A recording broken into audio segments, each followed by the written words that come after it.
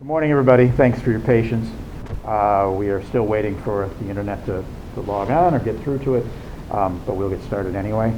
My name is Jim Garner. I'm the chair of the Adult Ed Committee this year, and I'm very glad to welcome Adam Rose to teach us this morning about the book of Job and the invention of faith. Adam's a favorite instructor around here.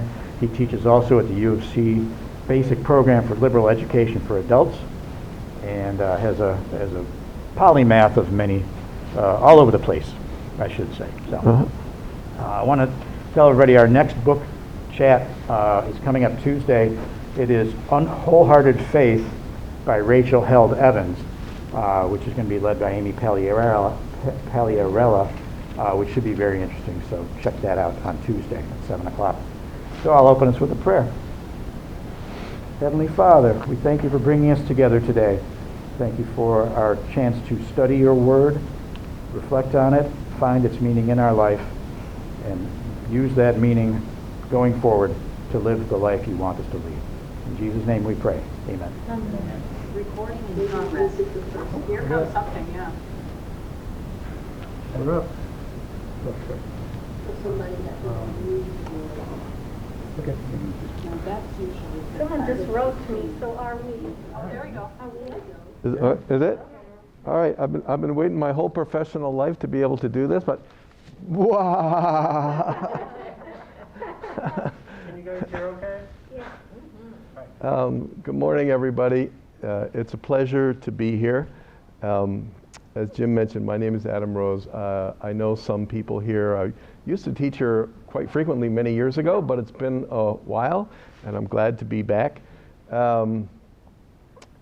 As mentioned, my primary gig, as it were, is teaching with the University of Chicago Adult Education Division, where I teach in a program called the Basic Program of Liberal Education for Adults, which is a great books program where we read and discuss classics from the Western tradition and try to come to an understanding of them collaboratively.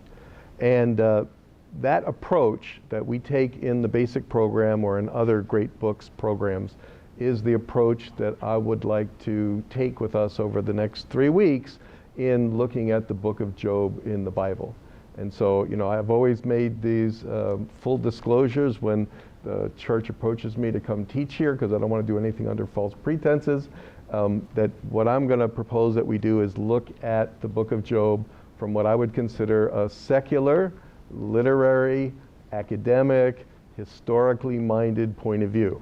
So I recognize that for many people, the good book is different than lots of other, great books that we read and discuss, and certainly in a setting like this, I would presume that it is for many people, and I'm not here, to quibble with anybody's personal beliefs or to convert you in or out of whatever your personal beliefs are. However, that being said, I do invite you for the purposes of the 3 weeks to kind of see if you can set those to one side a little bit and to try to approach the book of Job and indeed the Bible as a whole as a work of literature, nothing more, nothing less. And that we could take the same techniques in reading and interpreting and questioning and trying to understand the Bible as a whole, or the book of Job in particular, as we would do in reading Shakespeare or Plato or Aristotle or Homer or whatever it may be. And then, of course, when the hour is over, when the 3 weeks is up, you pick up your beliefs on the way out and go back to your normal self. And so we're going to have, there will be at some point a course syllabus which describes the course briefly and what we're going to be doing, and a handout that I'd like to use a little bit today, and then hopefully everybody's got a copy of the Bible with them, so we'll be working with that a little bit. And the second week and the third week, I'm hoping this is going to be a little bit more interactive, more discussion format than it is today, but I want to try to use today's time mostly to kind of frame this perspective, and then we'll have a chance for questions and a little bit of discussion, but mostly I want to set the stage for what we're going to be doing. So I'm going to start now, and whenever the syllabus and the handouts come in, we'll kind of fold them in to what we've got. So from my point of view, and I'm not making most of this stuff up. I've studied this, I've learned from other people, so I don't want to claim originality, but all I can say is this is what I've learned, this is what I've come to believe as the best way of thinking about the text from a secular, academic, literary point of view. And when I teach courses like this, whether it's at the basic program or in undergraduate settings or congregational settings, there's a few things I think when we look at the Bible as a secular artifact, a literary artifact, a couple of key things that can really help us to think about it well. And I think the number one most important thing I can tell you about the Bible from a secular, academic, literary point of view. You'll get your whole money's worth right now, okay? You just pay it, you could leave right after this, you'll get everything. The number one most important thing to know about the Bible is that it is literally an anthology. It's an anthology. It's a collection of books written at different places and times by different authors about different subjects with potentially different points of view that were later collected by some editor or editors, we won't get into all of that, and put between a single pair of covers. Okay? So if you remember back to your college days, or if you had kids or grandkids in college, you've seen like Norton anthologies of English poetry or something. The Bible is just like that. Okay? It's the Norton anthology of Hebraic sacred literature. All right? And really, written at different times, different places, by different authors, with different points of view. Okay, and one of the biggest issues, especially teaching in a setting like this, is that of course once the Bible has been put together into an anthology format and put between a single pair of covers and then made the foundation for an institutionalized church or synagogue or whatever the case may be, there's an institutional desire to flatten out the discrepancies in the text and to make it harmonious. It's called harmonizing, right? So as if the whole anthology were actually written by a single author, you know, maybe that one, or inspired by that one, and that it has a single point of view, and of course the single point of view of the book ought to match the single point of view of the institution. All right, and I'm not here to argue against that, but it's something to keep in mind because we're really trying to undo that in some way in this kind of literary secular approach to the Bible. So an anthology, and in the case of the Christian Bible, you know, we're talking about an anthology whose contents span probably 1,000 years, give or take. All right, and I don't know about you or your study of history, but in most cases, there's hardly anything in human history that's stayed fixed over 1,000 years. There's no reason in the world to expect something that's 1,000 years older than something else to have the same point of view. You don't see it in Greek culture. You don't see it in any culture. There's no reason to think we would be seeing it in Hebraic culture, Israelite culture, Judaic culture. So number one thing, the Bible is an anthology. The second most important thing that follows immediately from that is literally there is no such thing as the Bible. There are actually many Bibles. There are many ways to make the anthology. So most obviously, a Jewish Bible and a Christian Bible are not the same anthologies, right? A Christian Bible has the Old Testament piece and the New Testament piece. If we look at a Jewish Bible, it doesn't have the New Testament piece, it's just the Hebrew Bible. Even within a Christian Bible, there's a difference in organization and contents between a Protestant Bible and a Catholic Bible. And again, I'm not here to say one's right or the others are wrong. The point is, as soon as you start making anthologies, you can do it in multiple different ways. It just reinforces the fact that we're dealing with anthologies of literature. The third thing then is that if we kind of look at a Christian Bible now, and let's deal with a Protestant Christian Bible in its kind of current format, and I've got one here, so you've got these one here. Another way that we can kind of think about it sometime is that it's almost like an archaeological site. Where archaeologists go dig down and you go down farther and you get to older and older and older periods. Well, if you hold the Bible kind of upside down with Genesis at the bottom and Revelation at the top, it's not perfectly true, but it's almost like the newer ideas are on the top and the older ideas are farther down. All right? And that has some bearing because the contents of Genesis or the contents of Exodus or the contents of the Book of Kings are generally much older, for example, than the contents of the Gospels or Paul's letters or whatever it may be.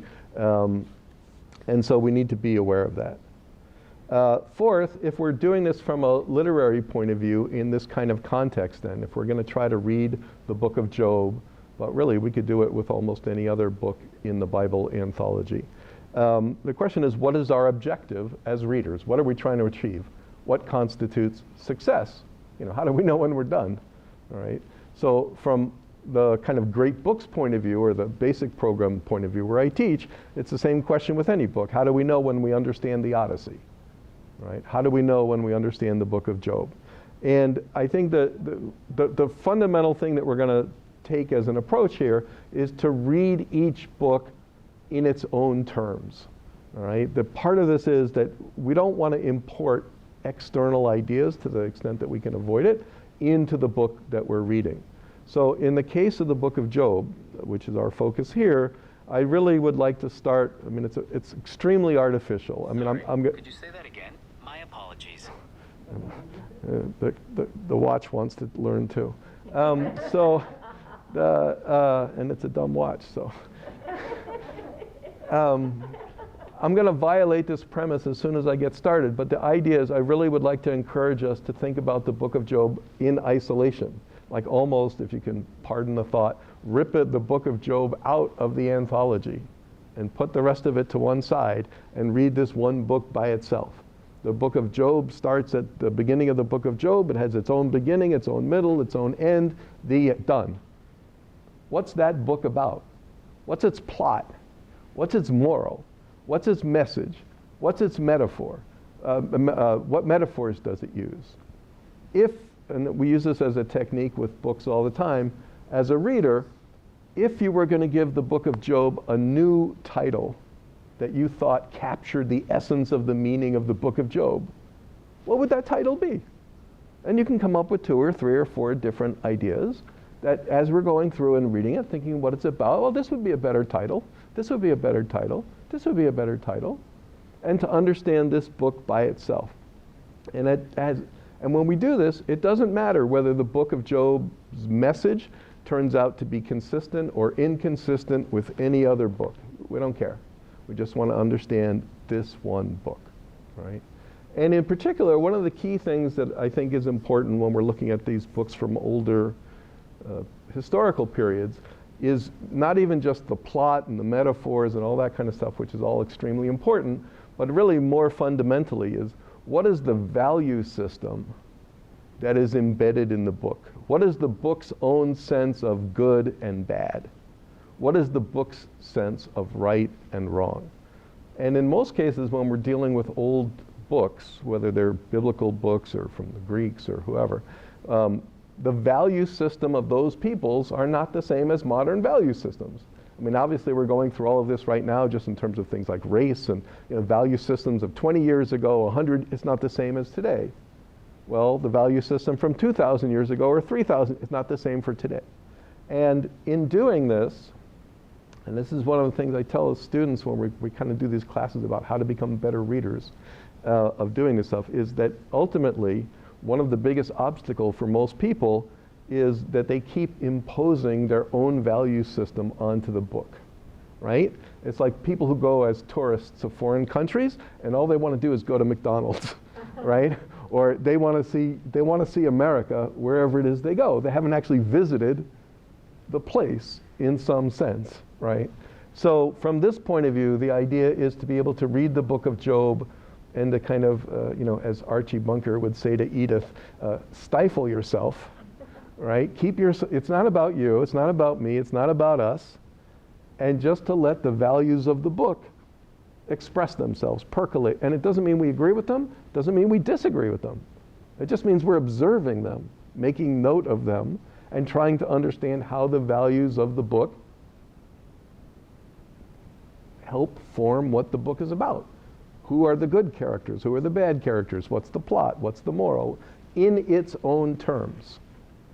And one of the things is kind of take me back to to where I started about doing the Bible as from a secular point of view and treating it as an anthology, I would submit to you that in this anthology of the Christian Bible, different books actually have different, sometimes even contradictory value systems. Okay? Now, of course, in a Christian setting, whether it's Protestant or Catholic or usually the value system, assuming there is a single value system even in the New Testament, but whatever the value system is at the end of the anthology, the New Testament part, is really meant to be the right one, right, in a Christian setting, and therefore is often used to kind of, almost always projected back onto the rest of the Bible, to the earlier parts, as if, Abraham, for example, was an early proto-Christian, right? Whereas if we're doing this kind of from a secular point of view, Abraham didn't know nothing about Jesus. Whoever wrote the book of Genesis didn't know nothing. That was still way in the future, okay? And we don't have the handout, but one of the first thing I was going to show you on a handout is quite common, for example, from a Christian perspective, to speak of Abraham as like the father of faith, right? And the test of Isaac, the sacrifice of Isaac, being a test of Abraham's faith. Right? And I guess I won't have my thunder is all stuck in the clouds. But I think we can, whenever we get it, we'll walk through some of these things to show you. I think this is one of the easiest things to actually document if people are open-minded about it. That in the Hebrew Bible, the Old Testament, the primary value system is not faith and lack of faith. The primary value system is obedience and disobedience. Okay? Starting with the Garden of Eden, don't eat from the tree. Oops, we ate from the tree. Tell Abraham, sacrifice your son. What's the proper response when you get a command from God? Yes, sir. How high? When the Israelites get to Sinai and they get the commandments and the law, these are not the 10 suggestions. These are not the 10 articles of faith. These are the 10 things to do, period, end of story. And when the characters in the book, if we're doing this as literature, characters in the book, don't obey, they get punished. And when they obey, they get rewarded. It's really kind of just that simple. And if we even got more in more detail, if we were going to do a larger study of the books of the Hebrew Bible, it should be obvious, but most of the question of who the target for these rules are is not all of humanity. It's the Israelites. In general, once we get through part of it, the 10 Commandments are not, they're not for you, right? They're just not. The 10 Commandments are for the Israelites. The laws, these are the laws for the Israelites. If you don't want to honor your mother and your father, go right ahead. Nobody cares, right? So there's a sense, and this has also changed because over the course of the last 1,000, 2,000 years, clearly the Bible has gone from being like the national literature of the Jews or the Israelites to becoming like the scripture for planet Earth, right? So it's become universalized in a certain way, which we have to kind of undo a little bit when we try to read the individual books well as literature, because I think if we get to the book of Job, for example, it's not we get it, but it's not meant for the Chinese. It's not. It's got a specific audience. It's got a specific story. It's got a specific plot. So this is the kind of framework that I'm suggesting that we're going to take in reading and thinking about the book of Job over these 3 weeks. I've got a little bit more to say today about the book of Job in particular, and then I'd like us to look at the opening 2 chapters of the book of Job, 1 to 2. And then for next week and for the week after, there's actually a homework reading assignment. I can't force you to do it. I know what the compliance level has usually been in the past. So, I know how to roll with the flow here. But you know, like always, you're only hurting yourself if you don't do the. But if you honestly, if you do the reading and you know whatever level of detail you want to do it, I think you'll get more out of it. And we'll try to, as I said, make the week 2 and 3 more discussion oriented. But obviously, if nobody really does the reading, then I just end up talking, you know, out of both sides of my head and make a discussion that way.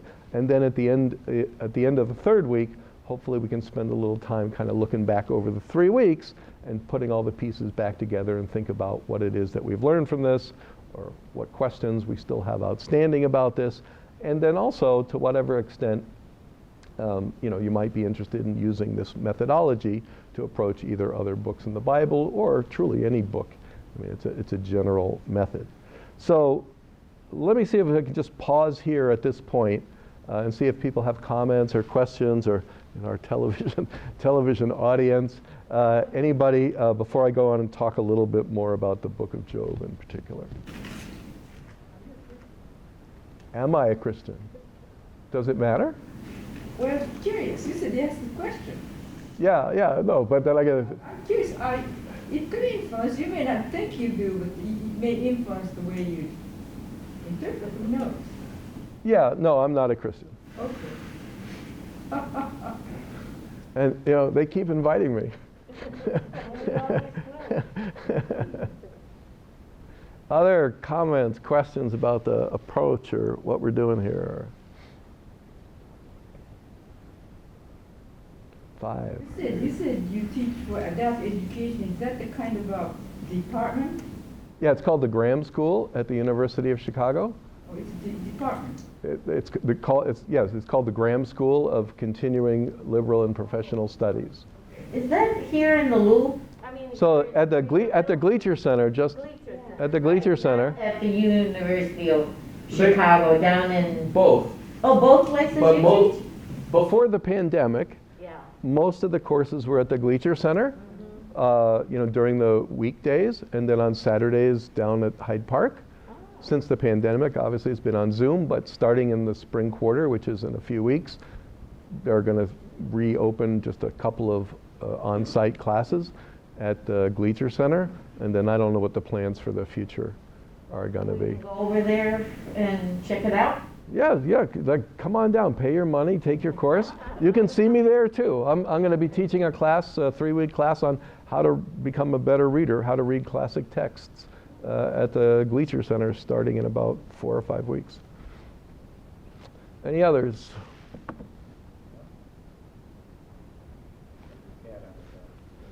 Okay, so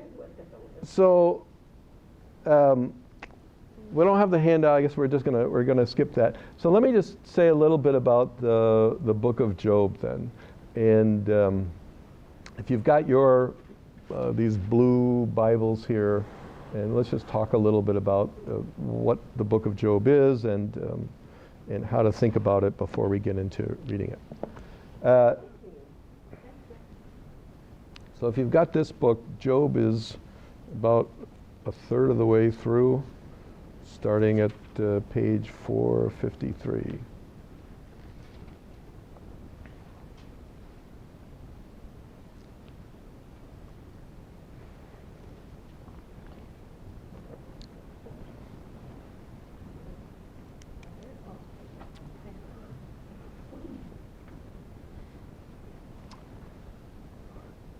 So, you know, the usual division of the Bible, the Christian Bible, into Old Testament and New Testament, by its very nature, makes it seem like the Christian Bible has 2 parts.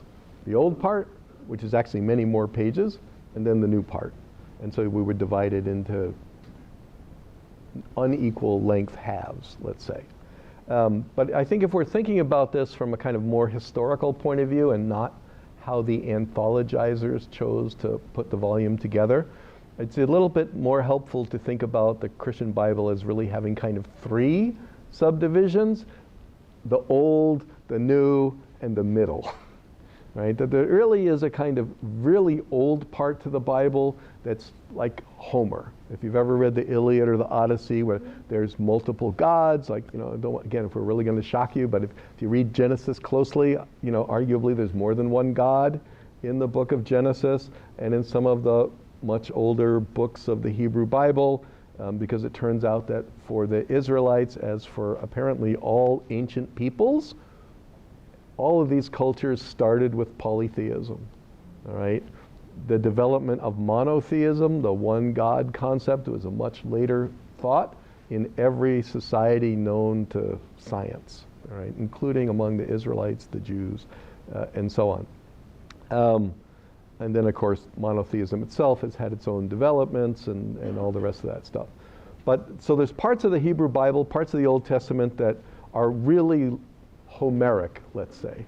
They're like the Book of Gilgamesh. They're really ancient with very old ideas about multiple gods and about the relationship between gods and humans and floods and all kinds of things like that. And I would submit, along the lines of the things we're talking about here, none of these books ever raise the question of belief or faith. It's always taken as that the gods are self-evidently existent and that, they interact with the humans, just like, it's not a question of faith. Like, I don't have to believe you're sitting there in the chair. I just know you're sitting there in the chair. Now, how I want to deal with you is another question. But there's, so those are the really older parts of the Hebrew Bible.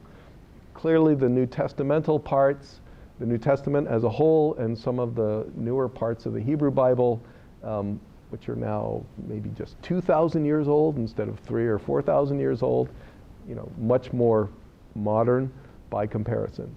But there's a kind of middle component, books that were written apparently after the Babylonian exile. So we're talking about in the year 500 BCE, 400 BCE, 300 BCE, which are kind of transitional books from a conceptual point of view between the really ancient ones and the really newer ones.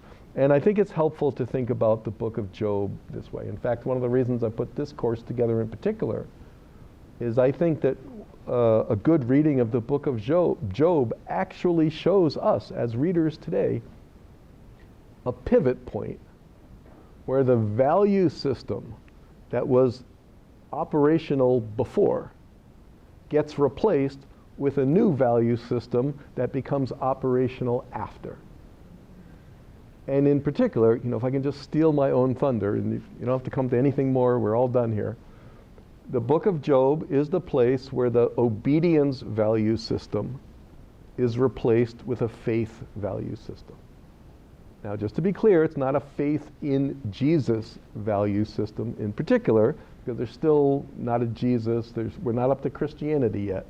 But the question of the relationship between humans and God, or the human and the divine, is actually the subject matter of the book of Job.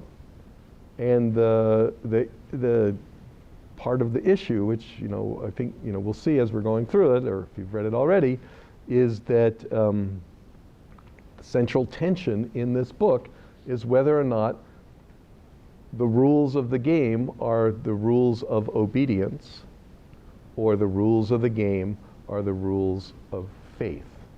And just to say it one more time so we're crystal clear, the rules of obedience are the pre-existing standard, everybody accepted. Everybody who read the Hebrew Bible, the Israelites, accepted obedience was the name of the game. There was no question about it.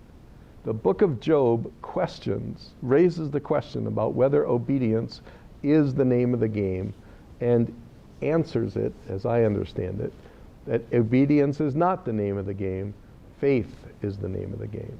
And if we're doing this from a secular perspective, and that this actually becomes one of the building blocks that several hundred years later makes the development of something like Christianity possible.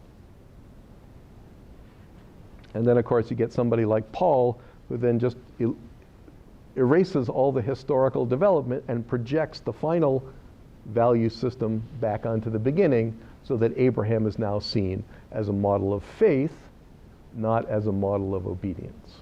Right? So that's the kind of how we're going to be taking this perspective. So when we're looking at the text, we should just do a couple of other, this always becomes a little bit problematic. And as I was telling my students in the How to Read a Book, How to Be a Good Reader class, one of our first tasks as readers is to figure out what is in the text and what's not in the text, all right? Because we're trying to read as much as possible what's usually called the primary text that was written by the original author. And for the record, we don't know who wrote the book of Job. It's anonymous. It may have, and it probably had multiple authors. I mean, there's a whole separate question of how the book of Job reached the form that we have it today. We're not going to get into that. We're just going to accept that it's in the current form. But we don't know who the author is, but just because we don't know doesn't mean there wasn't one. Right? If we take this secular approach, it's a primary axiom that books just don't fall down from the sky. Right? So if there's a text, there must have been one or more human authors. The book of Job had authors. We just don't know who they are. But we want to read those person's words, not all the later commentators. So figuring out what's in the text and what's not in it. And so just for the record, and every different Bibles do this differently, but you'll see in this particular Bible that you've got here, you've got these italicized subheadings: Job and his family, attack on Job's character, Job loses property and children. That's not part of Job. Right? Those little headings are supposed to help you, and they're put in there by the translator and by the editor. Maybe they're helpful, maybe they're not helpful. Since I am really like a primary text fundamentalist, I would say don't read them. Just cross them out, or don't really cross them out, they're not your book, but they shouldn't influence your opinion about they will, you can't avoid it, but they're somebody else's opinion about what's going on in the text. So let's not worry about that, right? So also the chapter divisions, and this is just a very rudimentary thing, into chapter 1, chapter 2, and the verse divisions are also not part of the original text because they were added much later. So the question of where the breaks in the story happen can't just be determined mathematically. I mean, it's usual to say, chapter 1 is like a unit, chapter 2 is like a unit, which is how you would do it in a modern book. Sometimes that works with the biblical books, sometimes it doesn't. And you'll see as we go through, I don't think it works that well here in Job. And it doesn't matter because it's not what the author had in mind. It has no bearing on that. Conversely, I think we can say that what's considered chapters 1, and so if we go from the beginning of chapter 1, verse 1, through chapter 2, verse 10, right, is what I would consider to be like the prologue, or most people consider to be the prologue to the story proper. So from 1:1 to 2:10 is a prologue, then we get a transition, and then we have the first main segment of the book of Job, where there is essentially a dialogue between the character Job and 3 of his friends, right? And that dialogue is very structured. Whoever wrote, the various people who wrote the book of Job, or whoever wrote the book of Job, was very OCD. Okay, it's got a lot. The book has a lot of internal structure, and you can actually graph it. Make a diagram of it. But there's 3 friends. There's Job, and it's kind of one friend speaks, Job makes a reply. The second friend speaks, Job makes a reply. Third friend speaks, Job makes a reply. But first friend speaks, and they go around. They do that 3 times. They're missing the third of the third time, but they go around 3 times like that. And for those of you who may be familiar with Socrates and Plato, it's very much like a Platonic dialogue, right? That in some sense, the question of what type of book is the book of Job, arguably, the book of Job, at least this part of it, is almost like a work of philosophy. That you've got 4 guys who are having a philosophical discussion about something. The philosophical discussion happens to be what the hell's going on to Job, but they're debating ideas. And so there's not a lot of plot, You know, there's no car chase, there's no sex scene, it's really dry. But in order to be a good reader of that, then the goal is to try to figure out what are the ideas, what are the arguments that the various parties are putting forward. It doesn't matter who's right and who's wrong yet. We just need to know, what's the debate about? What's Job's position in this debate? What are the three friends' position in this debate? Why is this debate happening who cares? You know, just philosophically, why is this of interest to why does the author of the book think the reader is going to care? Right? So we have that part, and that part of the book of Job will go, the dialogue between the three of them, the three friends and Job, starts in chapter 3 and starts actually at the end of chapter 3, the beginning of chapter 4, and then continues through, and then the three friends stop talking. There's another guy comes in, Elihu. He doesn't have a dialogue with Job, he just talks at Job. So there's a monologue. That actually goes around twice. So there's a monologue, and then the kind of culmination of the book of Job, which is what everybody stays for, is God himself actually shows up and has a discussion with Job. All right? It's a very lopsided discussion. God does all the talking practically, and Job just has a tiny little reply.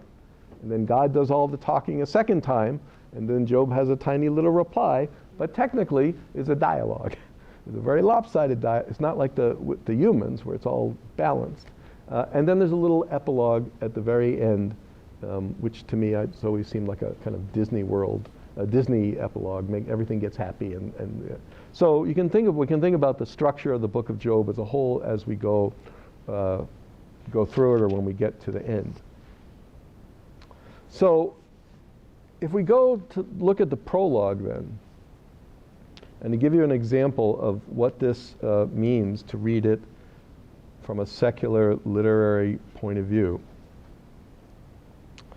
And it takes a lot of work, especially if you're trying to do this, you're relatively new to trying to read it from a secular perspective. But one of the nice things about this particular edition that you have here and other similar editions, as you'll see that there are occasional footnotes with alternative translations at the bottom. And I extremely encourage you to pay attention to these, because actually, I don't know if you can say this here, but like the devil's in the details.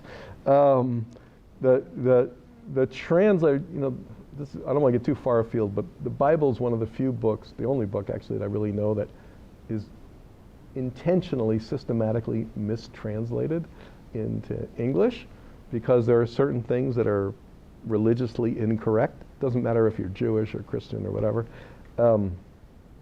But so they're usually mistranslated into English, but if the translators have a decent conscience, which most of them do nowadays, they'll have a little footnote to tell you what the real meaning is on the bottom, which is, I think it really, yes? I have a question about that. If one knew Hebrew, Yeah. would it still be mistranslated? No, because it's in Hebrew, but Right. part of what happens is, in some cases, that people who are learning to read it in Hebrew learn to misread it, not mistranslate it, but it's a kind of, Okay, I was just curious. yeah. So I mean, and it's really you'll see, it's a very simple thing, but people can be gaslighted, okay, into not trusting their own eyeballs. So let's take it from the beginning. Job 1:1. There was once a man in the land of Uz whose name was Job. That man was blameless and upright, one who feared God and turned away from evil. There were born to him 7 sons and 3 daughters. He had 7,000 sheep, 3,000 camels, 500 yoke of oxen, 500 donkeys, and very many servants, so that this man was the greatest of all the people of the East. His sons used to go and hold feasts in one another's houses in turn, and they would send and invite their 3 sisters to eat and drink with them. And when the feast days had run their course, Job would send and sanctify them, and he would rise early in the morning and offer burnt offerings according to the number of them all. For Job said, "It may be that my children have sinned and cursed God in their hearts." This is what Job always did. Now, I'm going to read the next piece doing the substitutions from the footnote, so it's not going to match 100% what you see there, but if you can kind of track what I'm saying because I think it really is important to the story here. And if you can do three things at once, to actually try to visualize in your mind, like what's the video? If you were making a movie of what's being described here, what is it we're supposed to see?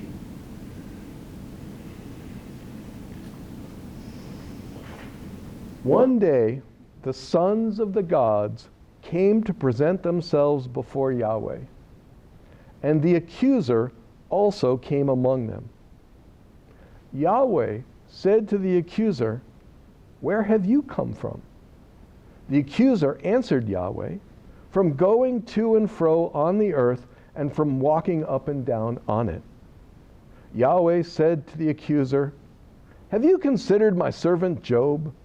There is no one like him on the earth, a blameless and upright man who fears God and turns away from evil."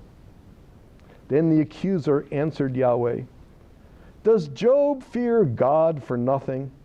Have you not put a fence around him and his house and all that he has on every side? You have blessed the work of his hands, and his possessions have increased in the land. But stretch out your hand now and touch all that he has, and he will curse you to your face." Yahweh said to the accuser, "Very well. All that he has is in your power, only do not stretch out your hand against him." So the accuser went out from the presence of Yahweh. One day, when his sons and daughters were eating and drinking wine in the eldest brother's house, a messenger came to Job and said, "The oxen were plowing and the donkeys were feeding beside them, and the Sabaeans fell on them and carried them off and killed the servants with the edge of the sword. I alone have escaped to tell you." While he was still speaking, another came and said, "The fire of God fell from heaven and burned up the sheep and the servants and consumed them. I alone have escaped to tell you." While he was still speaking, another came and said, "The Chaldeans formed 3 columns and made a raid on the camels and carried them off and killed the servants with the edge of the sword. I alone have escaped to tell you." While he was still speaking, another came and said, "Your sons and daughters were eating and drinking wine in their eldest brother's house, and suddenly a great wind came across the desert, struck the 4 corners of the house, and it fell on the young people, and they are dead.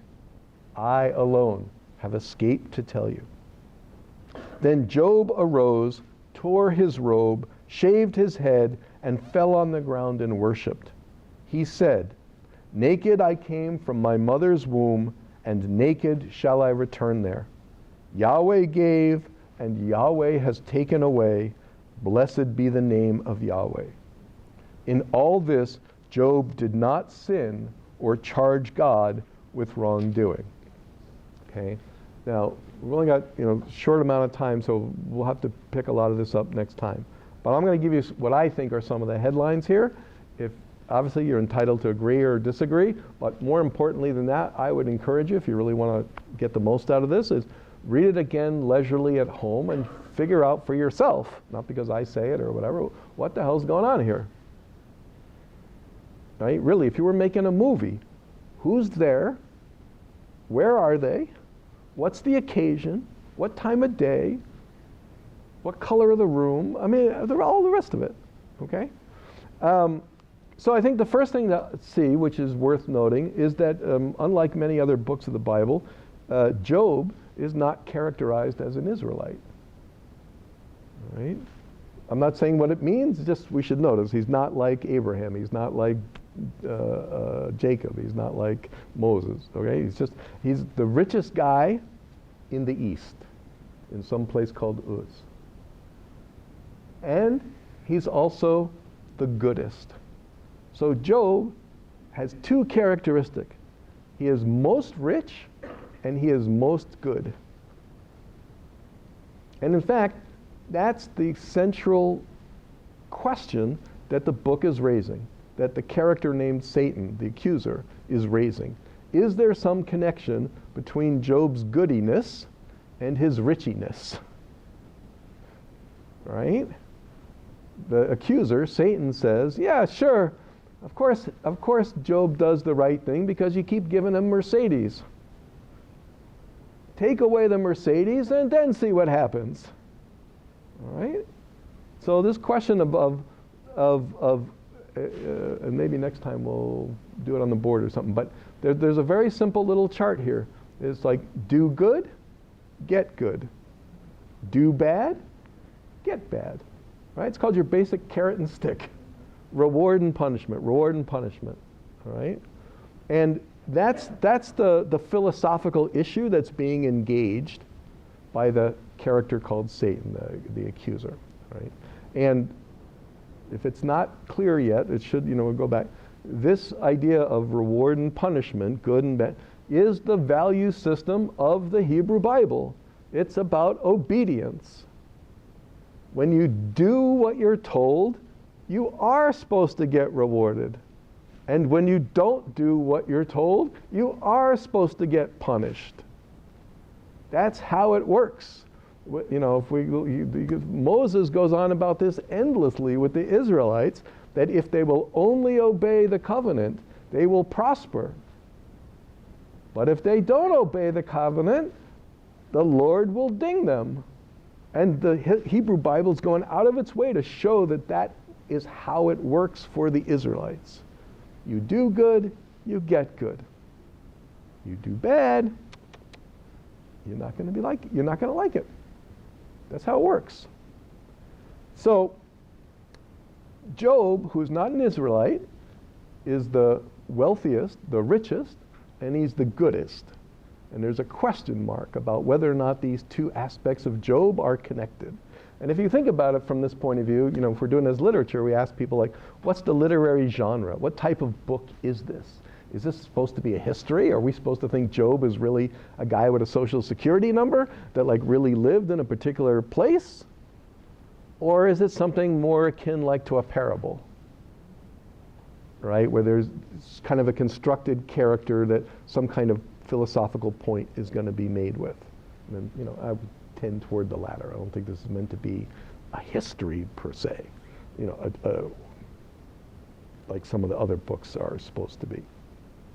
The other thing is that this, starting at chapter 1, verse 6, when there's this convention, this get-together, the question of who is attending the convention and where is the convention and what's the purpose of the convention.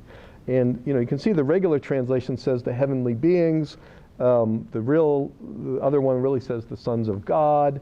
The word Satan is a Hebrew word, literally ha-satan, literally means the accuser. It's a job description, not a personal name. Over time, it's become a personal name. So one of the things in terms of reading this is not God and the devil.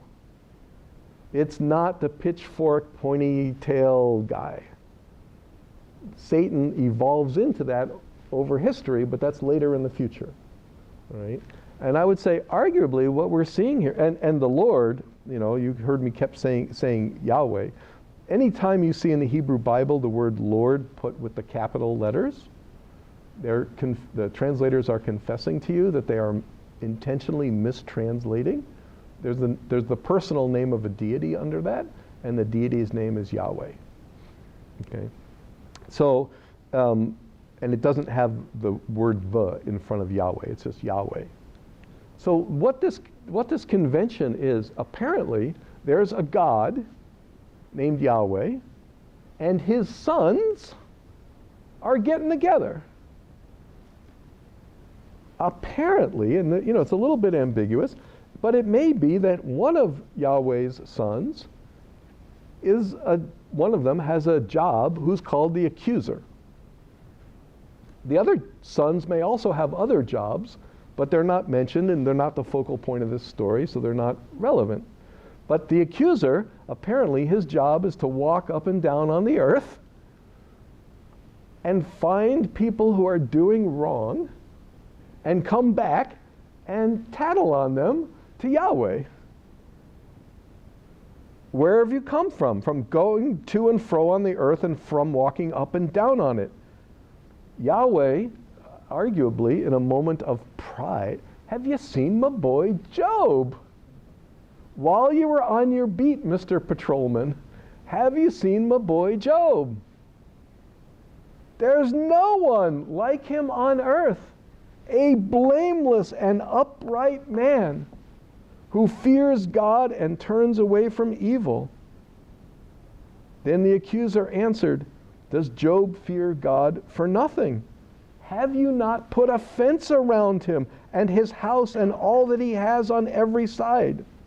How am I supposed to make a commission by bringing you an accusation against this guy if you've put a force field around him?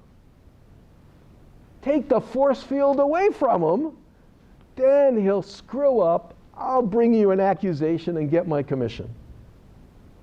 Yahweh's like, all right, you want to make a bet? Let's make a bet. Go ahead. I'll take the force field away. You see what happens. And then we have this whole litany of disasters that befall Job and his family. And, I don't know about you, but I think sometimes these things are funny. It reminds me of kind of like the Keystone Cops, like in the old silent movie where one comes up, or like the Wile E. Coyote comes up and I alone have survived, and everything has happened bad to Job. He's lost everything. And if just maybe as a point we can get close to concluding now, but that even losing Job's children, I mean, there's a different conception of children here than maybe you or I might have, but it's almost like property. That, you lost 1,000 camels and 7 children, all right?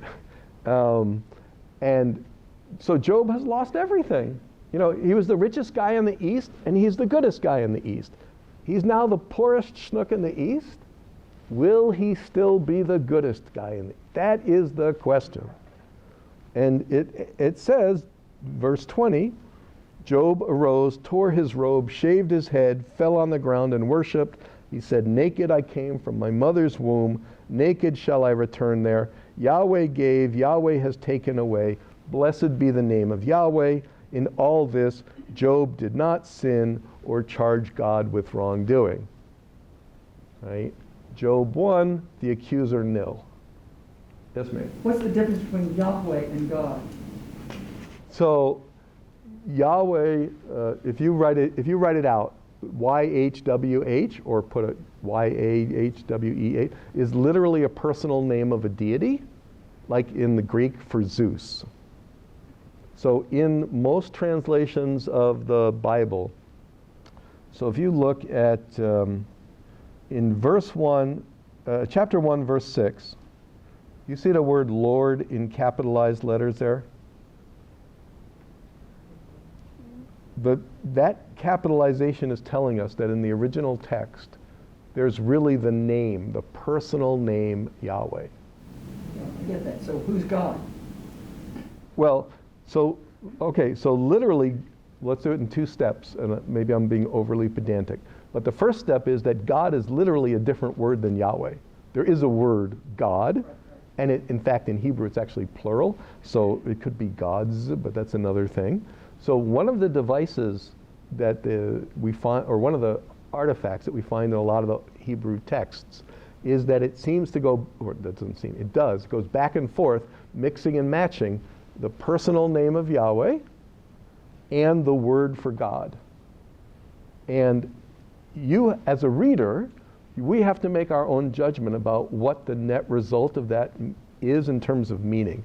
Are we supposed to so in chapter 1, verse 1, you see the word God. Yeah? And chapter 1, verse 6, you see the word Yahweh, Lord. Yeah? We have to decide as readers whether those are meant to be 2 designations for the same being or not. I'm trying to put this as neutrally as I can. I think in most cases, they're meant to be understood as two designations for the same being. I've heard, I went to different Bible classes, Uh-huh. and it seemed like a lot of times the God in the previous section are also referred to as a Yahweh, right, some passages. Yeah, no, I think in this case, so in chapter 1, verse 1, the text uses the Hebrew word for God, Elohim, and in chapter 1, verse 6, it talks about Yahweh. I mean, that's just a fact of the, I can't change that fact. Earlier books, in earlier Yeah. books, they are referred to as Yahweh, right? Yes, and other ones also. But in this, so in the book of Job, though, the author or authors are just mixing and matching without any explanation, and we have to do the best. So if you ask me, it seems, I would say, if we were doing a cast of characters, yes, I think we have one character who's known as either God or Yahweh. We have his sons, one of whom has the professional designation, Hasatan, the accuser. And then we have humans, the Job and his family and the rest of those people. So let me pause here, for today. We're running a little bit over. Sorry about that. For next time, the goal, we can talk about, read chapters. Well, I don't know if people are going to get the syllabus somewhere, but there's a reading assignment for next time. Okay, good. And we'll start with questions and things. And we're going to focus mostly, though, on the philosophical dialogue between the three friends and Job. We can talk a little bit more about the prologue, but most of the time we'll be on the philosophical dialogue between the three friends and Job. And that'll set us up for the week 3, where we're going to spend mostly talking about God or Yahweh and Job. And do you need a chart too? Because we have things here. They just I can, but I mean, I think we're doing pretty good, but maybe we'll see next time. Okay?